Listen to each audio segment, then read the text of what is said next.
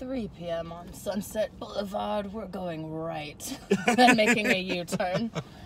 There is no left turn. Okay. Actually, wait. Maybe? Do it. Maybe. Just go for it. Yep. See? Boom. What'd I tell you? Wow. Left turn. That's amazing. Easy. All right. So, I actually normally don't even bother with an intro with these. Like, we just go off and then I kind of edit it into something funny. That's like the best intro I've ever had. This is it. We just go off. So, this is Adam Lyons. Well, how would you describe yourself? Are you a pickup artist, an entrepreneur? Are you a life coach? How do you... It's a good question. At this point in life, I'm a founder of 5 different businesses. And one of them is a dating business. One of them is a business that coaches people on being getting their mindset right in their psychology and developing strategies and tactics to make their business grow to 7 figures, 8 figures and beyond. And but I also own a convention. I own a YouTube channel for gaming, and I also have a tiny little Dungeons and Dragons shop, which my son was in love with. I usually do it, break it into like Yeah. a million clips. Totally fine. Okay, so Dungeons and Dragons thing. Yeah, so my kid came to me. He's like, Dad, the Dungeons and Dragons shop where I play Dungeons and Dragons is going bankrupt, and so I bought it to stop that from happening. And it was funny because you don't think you're setting him up for unrealistic expectations for life, do you? Well, no, because I teach him. I actually explained to him how I bought it. I bought it using revenue that we had yet to generate in the store. So it's essentially like I know that I'm going to grow the company by a certain amount. Right. So I take that money from elsewhere, put it into it, and then pay it back. So the Right. whole thing self-funds is basically what happened. And I showed my son what I was doing throughout the whole process. So teaching him how to do it. That's dope. I think that's I like want to because you came from humble beginnings, yes. Very, very humble. Both of my parents were drug addicts. They went into recovery, but I grew up a poor kid, and definitely people are always talking about the best building blocks to set up kids with, but I think being financially illiterate was a thing that really fucked me the hardest in life, because I graduated college with 0 debt. I got grants and all these things, so I was always good about not carrying debt, but I had no financial literacy. And sort of like, you just feel like money's something for other people, or it's something so complicated you couldn't possibly understand it. So I think it comes down to like that nature-nurture thing, right? So on one hand, there's what you're born with. Like if you're born with money, you're taught how to keep the money you've got, but Right. not taught how to generate it. On the other hand, if you have no money, you get really good at generating it, but you don't learn how to keep it. And that's why you often see people in this cycle, right? Where they're like, life sucks. I build myself. Everything collapses. I build myself. And they're really good at that 0 to 200 grand mode, but they can't breach it. And I know, because I was there, I was stuck there for a while. Like, I was like, I can't earn more than like 150 to 200K. And then one year, I remember I looked back at my bank statement and it was like November, and I'd taken like $965,000 or something that year. And I just, I looked in the mirror and I was like, I'm going to do $1 million. Like, and I went crazy. I was like, I'm going to do this year. The minute I breached $1 million, like I've not dropped less than that since. That's so good. So, I want to get there. I mean, it was one of those things where I went to a life coach at one point and they were looking at my finances and they're like, well, you're kind of miraculous. Like, I'll give you, like, here's what you have going for you. You don't have a spending problem. Like, you just have an income problem. They're like, how you survive on what you do and how you're able to generate what you do from nothing is pretty exceptional. And I was like, yeah, I wasn't raised to have a sort of entrepreneurial mindset where I was out there thinking, how do I compound this? How do I expand this? It was, how do I pay the bills? And then, I'd always try to have as much in savings as I could in case things didn't work out next month. Yeah, you're like the rainy day syndrome, right? You're constantly worried, like, Yes, and so you get money and you don't even enjoy it, and then you're never able to reinvest it into stuff. And certainly I never really thought about, even though I do adult, and I guess I am my own, like an independent contractor, I still think very hand to mouth, just never really thinking about how to strike out and be my own boss and generate kind of, I just never thought of myself as a business person. Well, and half the problem, and it's not just in adult, half the problem with freelancers in general is they view themselves as a business owner, and they're not wrong. In the letter of the law, they're a business owner. But the reality is they're a contract employee that goes from contract to contract to contract to contract, which is essentially an employee without any of the reliability or safety of the job. Without any of the benefits, So the key is you have to realize that, but that's also empowering because you also don't have any of the restrictions of being an employee. So you can grow and build fast, but people don't know how to. The education isn't there. And I was the same. Like, I was a dating coach for many years, and still am, but the difference is now I own a company that's a dating coach company, as opposed to being a dating coach who, does freelance contract work or what have you for different companies. And I learned it the hard way. I learned it because all my clients came from one source. So I didn't view myself as an employee of that company, but the reality is I was. And one day they said, hey, we don't want to do live events anymore because we have to give you 50% of the income. So thanks very much, but we won't be needing your services. Everything's gone. My God, how frightening. No customers, no leads, no anything. And this was actually at the same time that a whole bunch of stuff happened. I went through a divorce at the same time. I remember this, yes. It all collapsed at exactly the same time. And I remember I took a friend of mine to dinner, somebody who I'd helped about a year earlier pick up his life from a pretty bad situation. And he's like, man, I'm so happy you reached out to me. Like, I'm really here to help you. And I was like, oh, I don't need help. And he's like, what do you mean? I was like, I'm going to turn this around in a month. I was like, in a month, I'm going to have girlfriend. I'm going to, I'll have my own leads. Everything's going to be good in 1 month. And sure enough, I phoned him up a month later. I was already in a relationship with the 2 women that I was in a relationship with and became quite famous for having. My business, I'd found new sources of leads. In fact, and I made more money that month than I had in any other month previous. And do you think that had more to do with sort of like mindset than anything else? Yeah, because up to then I was being an employee. I was just relying on getting customers every month. And the customers varied, sure, and I had good months and bad months, but it was guaranteed coming in. The minute that went, I had to go and find my own customers, everything changed. So, and then, but like once you break that seal, right, it changes everything. Yeah. Because I found the same thing where, for me, it was when I branched out from just doing porn to doing stand-up. And that really broke the seal for me in terms of branding. Yeah. Because I was going out by myself to open mics, figuring out how to do it, and then tweeting about it and posting it and whatever. And I saw what happened at work, which was just by virtue of talking about it and doing it, people were fine with it, and I was able to expand my brand in this way. And it really changed things in terms of all of like my branding and stuff, was because I realized that like I didn't have to do things a certain way to make money in adult or whatever. It was like that at all times I was absolutely in control of what my brand was, and that I could literally do anything and my fans would come with me. Yeah, and this is like the real power. Like so I have this whole model we teach in our business company where we coach business owners. There's like a 3-part model to making money, and it's you need an audience, you need a conversion process, and then you need a product that doesn't suck bad enough that people want to refund. You don't have to have the best product in the world. It's just got to not suck bad enough so when someone buys it, they're like, oh, that was good. That's it. Yeah. And everyone puts all their energy into the product. So if we think about the adult entertainment industry, and it's funny that I'm filming this video with you, and I don't think many people know just how much of the adult entertainment industry I know, or how many people I know in it, which is funny. But I do know it very well, and they all focus on that. It's like, I'm gonna get my lips done, I'm gonna get my tits done, I'm gonna lose weight, I'm gonna work out in the gym twice a day, I'm gonna network with the right people. They don't gotta do none of that. Yeah, and because that's the product. Whereas, thanks, Mom. I just became your mother. Yeah, I saw it. That was Mom. But it's that's not it. Your product's good. If you're already doing it, your product's already good enough, right? And sure, you can do somewhat to maintain it, but you're not gonna beat Father Time. Like, with all respect, like there is gonna be a younger, hotter girl that comes in who's willing to do something wilder, and that's it. So you have to focus on the other 2 areas that they never focus on, which is one, building up their own audience. Because I guarantee you, when they're working out who they're gonna film with, the first thing they ask is, how many followers does this person have? Right. And we don't necessarily mean OnlyFans, we mean actual followers. Like, if they make a video on YouTube, will people come? If they make a video, and I remember, like, back in the day when I was, hanging out a lot more in the adult industry, telling the girls back then, I was like, start a clean YouTube channel, like right now. I have one, and let me tell you this. As soon as I started my clean YouTube channel with Important Adults, I worked every single day of December, booked work on set. Bingo, yeah. Which for a performer that's been in for 8 years, that's a lot. Yeah.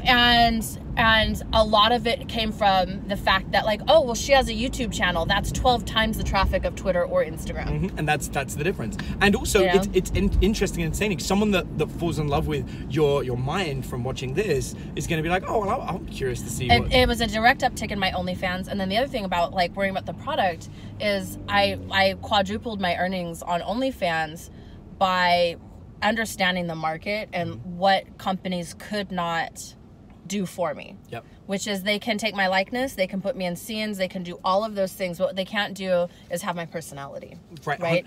And so it's like I am the unique owner of my personality and identity. So my OnlyFans, I don't even work with other people.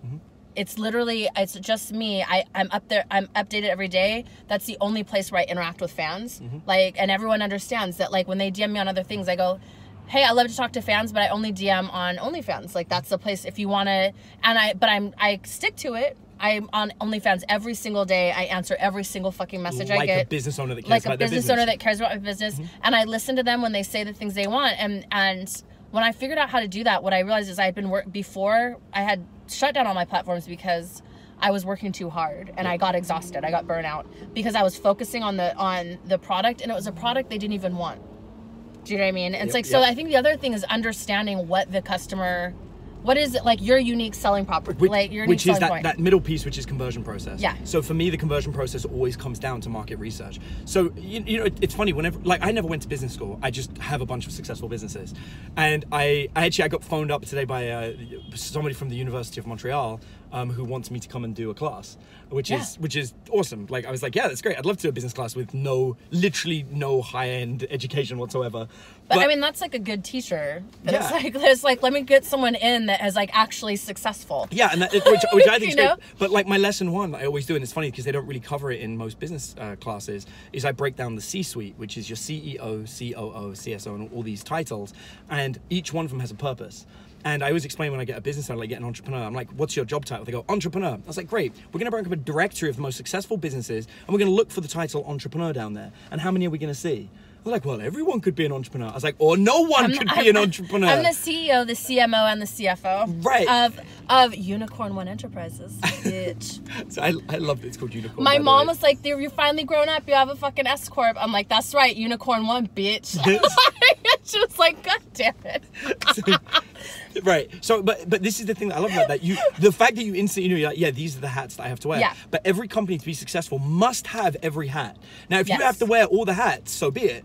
But you must do it. There has to be a point in your week where you say, okay, today I am the CSO, which is the Chief Sales Officer, and I'm going to look at my numbers. Did I make enough sales today? But you're not going to do that every day. You're just going to do it when you check in. Right. But then tomorrow you're going to be the CMO, and you're going to be like, have I done enough reach out to new people today? Right. And you're going to piece it together. And so we get people to break this down step by step by step in the business side of things. So they learn it. And every freelancer, it doesn't matter if you're in the adult industry or not, if you're a freelancer, you have to do this, because you can't just be like, oh, I've got a really good contract for 9 months, everything's going to be okay, and at the end of the 8th month I'll start thinking about it. Oof. No, line it up now. You're just giving me anxiety, like, already. Can you? Yeah, right. I can't function that way. Can you imagine being 3 months into a contract and then somebody else comes on and they offer you 4 times the amount of money? Right. That's powerful. Now you go to the person, you say, listen, we signed for a 9-month contract, but I got to be honest with you, I got somebody else offering me 4 times as much to go. And this is when, as a freelancer, if you're like, I can't possibly do both, you don't view yourself as a business owner, because a business owner would outsource one of those jobs. My ex used to do that because she had like a top level security clearance, so she was in high demand for she did cybersecurity. But for a moment, until you said that, I was imagining she was a spy, and I wouldn't be surprised. I mean, she kind of could be. But she would do that where she would get offers, and she would try to figure out if she could do both jobs. So she would talk to one and could talk him into like letting her do the job remotely, and would figure out these ways to basically be doing both at the same time. And that's what a good business owner should be doing. And considering having employees, like for example, the number one employee that everyone should start with is an assistant. Because even as a freelancer, it's okay if you'd have an assistant. And all you do is negotiate when you get hired. You're like, look, I don't want an additional fee for my assistant, but I do need my assistant to be able to work on the project with me. Right. And just the change of doing that, it's great, because as an employer or as a business owner who's hiring you, they're like, well, I get 2 for the price of 1. I get you and an assistant. Right. And you can argue it and be like, yeah, you want me for high level things. That's why you've hired me. There are repetitive tasks that my assistant has done for me for years, knows what they're doing. I will be handing them to my assistant. You're going to pay me the same fee, but you're instantly changing the dynamic. I'm now a company you're hiring with an assistant, which is technically what they were doing as a freelancer, but they try not to view it that way, and you try not to view it that way. You're just an employee without guarantees. Right. So bring that assistant in, even if it's just like your cousin. Like, just so that it's in the contract that you're allowed to outsource to other people, providing that you're held accountable for any mistakes. Right. Now it's a business.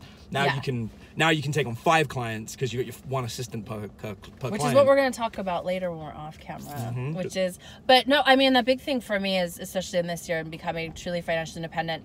And granted, I used to be hard on myself, but a lot of the platforms that are available were not available to adult performers like 2 years ago. Like, and you know what I mean? So it's like, and also the technology to be able to do these things wasn't at the place where it was, where there was there could be cost prohibitive sort of overhead to getting all the equipment you needed to sort of run your own shoots. Yep.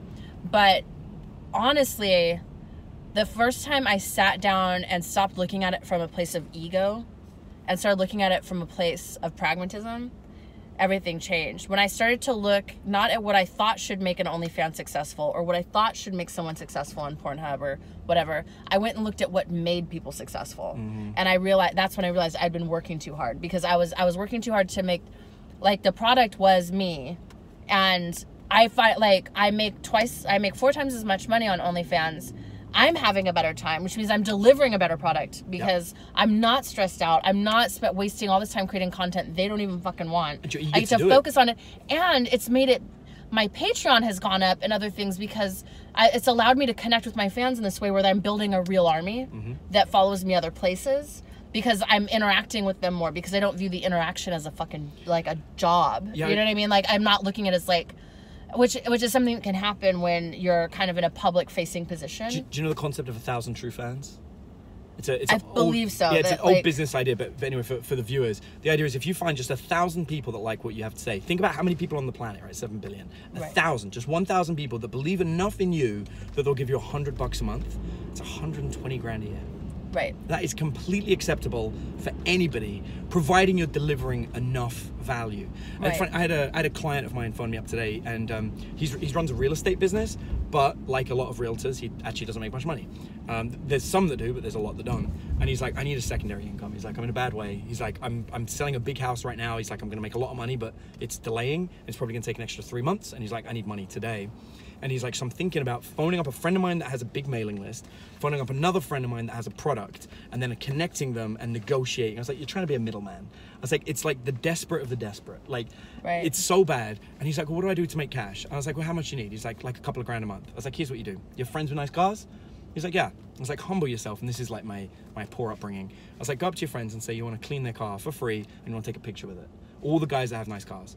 And he's like, okay. I was like, then you're going to get a before and after of how good you are at cleaning a car. I was like, you're going to clean it really nice. I was like, because I don't know about you, but I spend $200, $300 a time to clean my car, right? It's expensive. You get the detailing and everything done, but it doesn't take long. It takes like an hour. And I was like, and then every single person that you do it to, you say to them, on subscription, you pay me $100 a month. I'll come by and I'll clean your car once a month. And if I drive by and it's not perfectly clean, I'll top it up.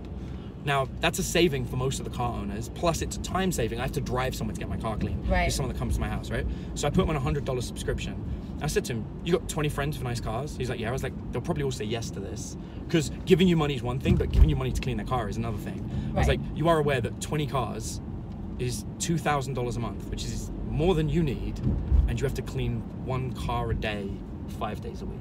Right. I was like, it's like, and you can't humble yourself to do that to make $2 grand. I was like, that's a 24K a year salary. Right. Just for 1 car a day, 5 days a week, you still have a weekend. I was like, you can still be a realtor.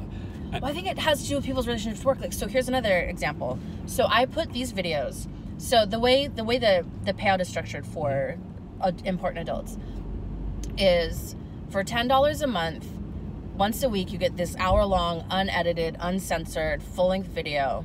And that comes on Mondays. Then on Wednesdays, you get the audio. If you're for $5 a month, you get the audio rip. And then on Fridays, a very shortened, like 10 to 15 minute version goes on YouTube. Now, YouTube has a lot of things about what you have to do before you can even be monetized. Yeah. And a lot, now they're cracking down so hard, someone like me could probably never be monetized. But it still brings in the traffic.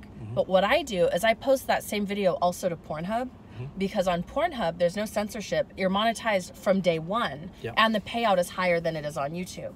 And I get more views on Pornhub. I get views on YouTube, but I get a little bit more on Pornhub. But together, it still means that yeah, because you care about the individual human watching, not the overall number to show off to somebody. Exactly, and about like getting a payout. So even if right now the payout is maybe $15 a month because it just started and there's maybe 500 viewers per episode for a month-old show.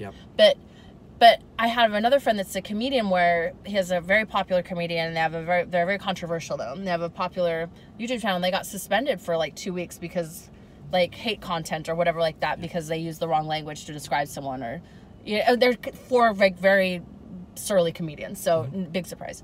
And I hit him up and I said, hey dude, why isn't your live podcast or whatever, why don't you have a channel on Pornhub? I know you guys don't care about it being on Pornhub, and there you're monetized from day one. The moment you have the channel, you're getting paid. You don't have to have 100 subscribers and a certain number of watch time first, and then all these hoops that YouTube makes you jump through. I'm like, and they will never take down your channel. It's funny, I've and I think it has to do with people's like perceptions, and again, it goes back to this whole idea of ego. It's the word porn that's throwing people off. Yeah. But it's funny, I've been recommending for 6 months to my clients. I have a client, and they have a tantric business.